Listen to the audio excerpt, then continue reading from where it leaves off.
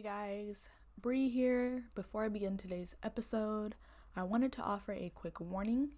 This episode focuses on the sexualization of Black children, predatory behavior, sexual assault, and harassment within the Black community. I understand that this topic can be very uncomfortable and sensitive and triggering for some, so with that, I advise you to skip this episode if you know that it would not be the best decision for you. And if you need resources or support, please visit www.rainn.org. Again, that's www.rainn.org. Or call the National Sexual Assault Hotline at 1-800-656-4673. Listen, we all know it exists, we know it happens, and I can say with 100% confidence, we all at least know one person who has dealt with sexual violence in their lifetime.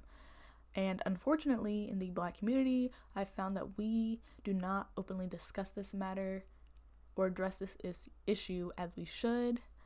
Instead, I've found that we tend to ignore, victim blame, and downplay the sick actions of the members of our community due to familial ties, lack of accountability, or just because we turned out okay after experiencing that same trauma.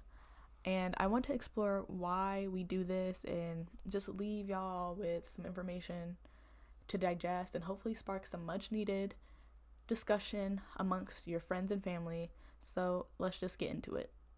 I don't think we can have this conversation without addressing the Me Too movement, as it was founded in 2006 by Tarana Burke, a Black woman, for the purpose of engaging in this type of dialogue and discussion. As an activist and survivor herself, she put a lot of work into, helping others who have experienced sexual violence, particularly within the Black communities. The movement really took off in 2017, if you remember, with the hashtag #MeToo movement going viral, and at the time, the floodgates just opened with stories and experiences of sexual violence across the world coming forward, but the most prevalent at the time focused on the abuse allegations in Hollywood. Not to say that these stories don't matter, because they do, everyone's story matters, but I can't help but feel like they took away the platform that was created for the forgotten voices, for the everyday people. With this, we did see some predominant Black figures also in the mix, like Bill Cosby and R. Kelly, who ended up facing long overdue consequences. And personally, I think this began to crack the door open, if you will, for the Black community to begin discussing this openly in one of the largest scales I've ever seen when it comes to sexual violence in the community and predatory behavior. And even with the conversation being split between whether or not they agreed or disagreed with the outcome of the cases and the validity of the accusations, to me it was a start. And starting is better than saying nothing at all, I feel like, at this point. But the real question is, where do we go from here on a personal scale? How do we as a group and as individuals work to create an environment that doesn't tolerate this bullshit?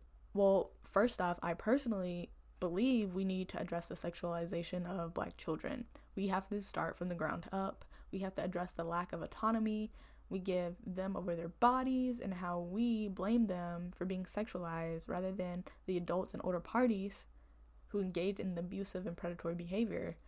Obviously, I can only speak from my personal experience and the observations and the stories, shared amongst my circle. But I also wanted to look into whether or not there had been studies done. So I'm going to share some stuff that I learned through researching this subject. Now, before I begin, I'd like to define what it means to sexualize something. So the Cambridge Dictionary's website defines it as seeing someone or something in sexual terms, or to make someone or something sexually exciting.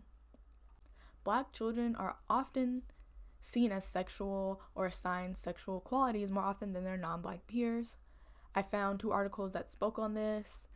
The first is an article that was published in the American Psychological Association. Was pretty much a study conducted on the dehumanization of Black children centered around Black boys They tested a group of officers from large urban areas and determined their levels of prejudice through a widely used psychological questionnaire, and then their level of dehumanization through an activity that involved pairing whites and black children with a large feline predator and or ape. They reviewed the officers' history with their use of force as well. And the study also tested a group of around 264, I want to say, female undergrad students who were mostly white and were given a task to rate the innocence of people from infant to the age of 25, and the race from these people that they rated included white, black, and racial ambiguous individuals / subject. And they were also shown pictures of individuals alongside a list of crimes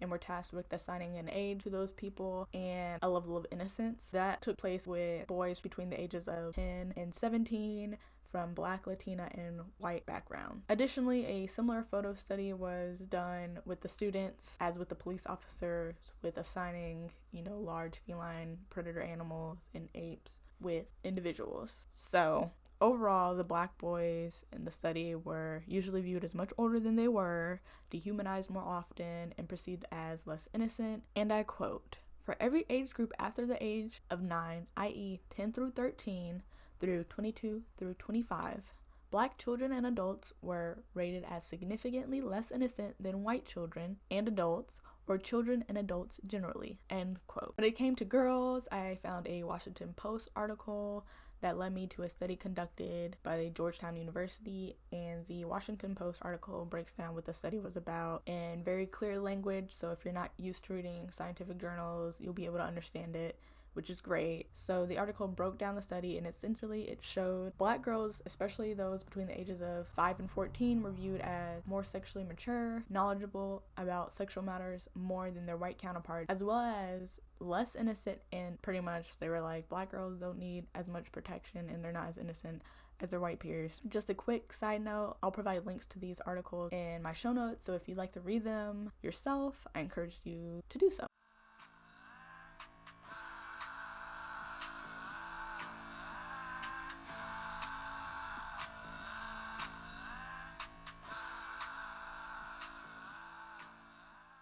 Hey y'all, if you've made it this far, I'd like to take a moment to thank you for supporting me. And if you're enjoying today's episode, be sure to like and follow me on Instagram and TikTok at thekids-r-notalright for updates regarding future episodes, behind the scenes content, and more. Now, back to today's show. Lack of bodily autonomy.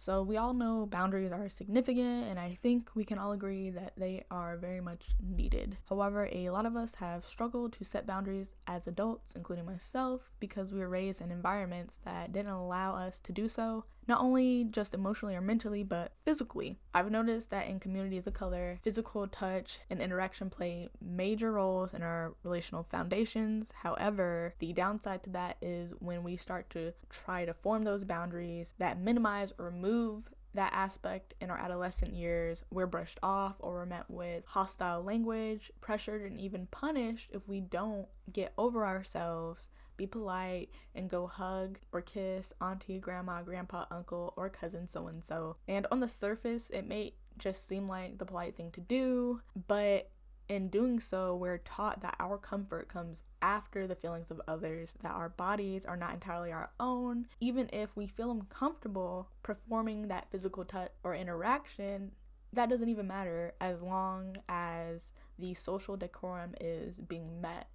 I believe bodily autonomy, or more so the lack thereof within the Black community, works against us when it comes to calling out sexual violence and predatory behaviors amongst our group. And before I go further, I'd like to define bodily autonomy, and it's your right to make choices regarding your own body. In the realm of this conversation, I'm particularly focused on the physical interaction between persons and the right for one to accept or decline without the fear of violence or backlash. I think it's also important to acknowledge that we can't control the actions of others. We can only control ourselves, and we cannot know their intentions, but we're talking about building a strong foundation, one where voicing discomfort and setting boundaries is met with understanding. I wanted to see, obviously, if there were any studies about children and bodily autonomy done out there, and it was actually pretty hard to find some. A lot of them only dealt with adults. I did, however, find someone's master's thesis study that explored the effects of bodily autonomy in young kids and what the mothers thought of as appropriate acceptance or rejection of affection when it came to kids between the ages of 2 and 5. They held focus groups and interviews with 21 moms from various racial backgrounds, and they found out how the mother's upbringing, socialization, and culture led them to know what they considered okay and not in terms of touching and affection, and then how those experiences reflected in their parenting styles and the socialization of their own children. It also explored how they teach their kids bodily autonomy and speak to them about appropriate and inappropriate touches. The interviews and responses from the moms really highlight how some of these cultural norms of Black families, as well as other minority groups, have lent to creating an environment that doesn't encourage victims to speak up. The responses from some of the focus group interviews were very insightful, in my opinion. It was interesting to see the commonalities between the choices that they made in their upbringing, as well as just what they thought overall. So I'm gonna read some for y'all. One of the responses from one of these focus groups, and I quote, if you're at a large family gathering, you have to go around the whole house and, give hugs and kisses, bye, even if you don't want to, right? Like, it's a sign of respect, and how, in some ways that is culturally appropriate, but in some ways it is, it could be harmful, and that's problematic in many ways, end quote. Quote, I see a lot of things about women as far as bodily autonomy, and I don't like it, because the things that they say about women, it's like they teach our girls and our boys that this is the standard of how we treat women based on what they wear, how they look, how their hair is, how big their butt is, how big their boobs, or the color of their skin. They say to treat women, if she wears booty shorts, she's a player, she's a slut. Like, I don't understand, but just like, as long as that stuff keeps going on, it's going to be hard for us to get a say in how we want to hopefully raise our kids. It's hard to raise them. I don't know. People just like to making everything about lust, end quote. Quote, you're in a community. It can be considered rude. So I've had to renew my mindset on that, especially having seen such an increase of molestation and things of that, even from people within the family. So I try not to pressure him. I encourage him to speak or be nice. But yeah, I have to kind of renew my mind on not making him hug somebody or there's a family member, end quote. So as you can see, the study showed what they thought about bodily autonomy and, giving their kids that experience. And throughout the study, it shows how their experience have pushed and inspired them to teach their kids that they can say no, that they can speak up, as well as have knowledge about their bodies and anatomy to effectively communicate the negative interactions with others that they may have in the future or experience, such as negative touching and the likes. I also loved how the mothers in this study shared the different age-appropriate ways, because there is an age-appropriate way to teach a child about their body and about sexual violence, and pretty much the age-appropriate ways that they teach their children these concepts of bodily anatomy, bodily autonomy, and good touching, bad touching, and consent. So if you'd like to check it out, once again, I'll leave that in the show notes.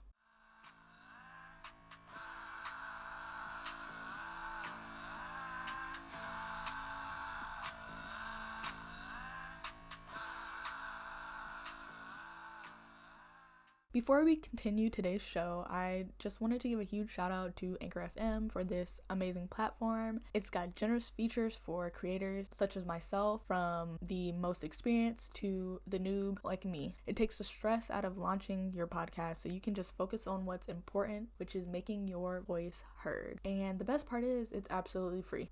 So if you're interested in starting your own podcast, I encourage you to check out Anchor FM today.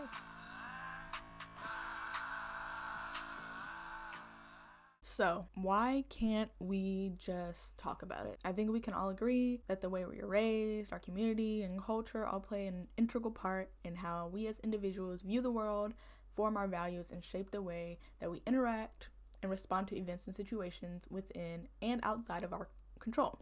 Knowing such, it's also safe to say that a significant factor in how the Black community responds and reacts to the disclosure of sexual violence is affected by the above mentioned. And as I said at the start of this episode, many of us have or even know someone who's experienced sexual violence within their lifetime. I wanted to know what additional factors played a part in creating an environment where opening up or coming forward was frowned upon. I actually found an academic article from the Journal of Child Sexual Abuse published in 2010 exploring how culture plays a role in such action. There are many ways that CSA is uncovered aside from, outright disclosure, which the article covers, and it mentions it often doesn't come to light while victims are children due to grooming, how victims blame themselves, confide in peers or pets, so someone who doesn't really grasp the severity of what they're telling them, or adults that they tell are so underprepared to react due to various factors that sometimes they overreact. But also children are also punished for lying, especially when disclosing to a trusted adult,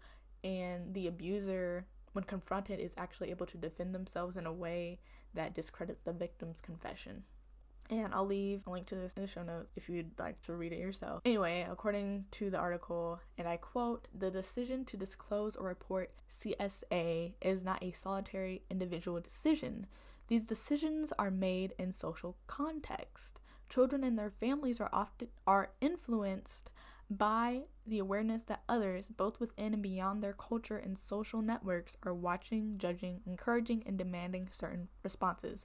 End quote. The article then goes on to explain how cultural values can create barriers that lead to victims being silent, like shame, respect, virginity, modesty, gender-based expectations, and more. It's a very insightful read. Some of the biggest hurdles I feel to disclosure that this mentioned in our community are shame, lack of education about the anatomy to describe inappropriate acts. I see that as a community, we often tell or give nicknames to, anatomy parts that are considered sexual in a sense to children. So when they try to disclose, they don't have the words or correct terminology to express what happened to them. Also, just the fact that talking about sex is deemed as inappropriate and taboo, and modesty, which dissuades conversations surrounding topics that are deemed sexual or involving sexual acts, gender expectations regarding sexual experiences and sexual expectations, as well as the cost of doing so financially, socially, emotionally for the individual as well as the family. So how disclosing affects the family in those areas. My story is that I've had predatory behavior and experienced predatory behavior and sexualization from my own family, from a family member that I was very close to, my paternal grandfather. And I personally saw myself and my own reasoning while reading this journal article and this study of why this happens, and the way that I handled my own experience and the way that I handled it with my family as well. I can remember, crying off and on, feeling guilty, feeling weak, and feeling like if I told my family, I would be burdening them. If I disclosed my grandfather's sexualization and inappropriate actions, I would somehow just shatter my whole family. It would be more trouble to be honest about it than holding in and suffering. And the fear of being labeled a liar was one of the bigger reasons that I just didn't say anything. I didn't want to not be taken seriously or believed or blamed due to my actions, that somehow I did something to cause that, and feeling as if I had to be strong because as a Black woman, there's just so much that goes on, and you just have to, hold it together all the time. You have to be strong, and feeling like other people had it so much worse than me, it could have been worse. So many horrible things besides what happened to me could have happened, and there's others out there who experienced far more worse than I did. and that I had to forgive him due to my religious beliefs, that I had to accept the fact that that happened to me, and I just had to like suck it up and pretend that it didn't happen and interact with him, even if I didn't want to. And I do remember some family members not understanding why I started to distance myself and being shamed for that as well. I also felt so bad because the cost of what my confession would mean for my family, mostly through the relationship and mentally and emotionally, like how would that tear my family apart, when we already are kind of rocky in other areas. So that was a big hurdle for me, and just seeing that that's something that's culturally bred is very sad, it's very sad. And of course there are systematic hurdles when it comes to involving authorities, but we're focusing on what we can control. So where does this leave us? How do we go about removing these barriers that we can control? And I, for one, think it starts with admitting our faults on an individual level and on a group level, changing the way that we speak about our children and ourselves, changing the way that we raise them, providing minors with the tools that they need to understand their own bodies in age-appropriate ways, providing them with the tools they need to understand consent, to understand their own bodily autonomy, to have that willingness to foster open and healthy communication and dialogue surrounding sexual topics, surrounding sexual acts that are inappropriate, just being willing to listen to your kids and adolescent family members, as well as even some of the older ones when they try to tell you about their experiences, because a lot of them, believe it or not, don't realize that those experiences were sexual harassment because it was so normalized, and the willingness to just have that conversation and begin that healing process is what we need to do, and get rid of that environment that breeds that fear of retaliation, and learning how to set healthy boundaries and teaching our kids how to set healthy boundaries and teaching ourselves how to set healthy boundaries for ourselves if you didn't have that growing up, so you're not passing on those negative attributes to your own kids in the future, and passing that knowledge on to, friends and family, like, hey, it's okay that you went through this, and I believe you, and it's okay if you want to talk about it, and we can discuss and work through that. And just creating an environment where kids can be kids, creating an environment where those family members that we know we shouldn't leave our kids around, or we know have done things to us, calling them out on their bullshit, making sure that they know that they're not going to get away with it anymore, because by us allowing that, by us telling our kids, don't be alone with so-and-so for too long, or letting so-and-so watch our kids as long as another adult's present, is enabling that action. It's enabling them, and it's making them feel like they're untouchable. Like, let's be honest. And it's just creating a cycle, because a lot of kids who are abused end up being hypersexual. They end up even sometimes abusing others themselves. And we need to end the cycle. And this cycle starts at the foundation, and the foundation is Black children. And thank y'all for listening to this episode. I hope that it gives you something to think about and even reflect on your own experiences. I will see you all in episode 3.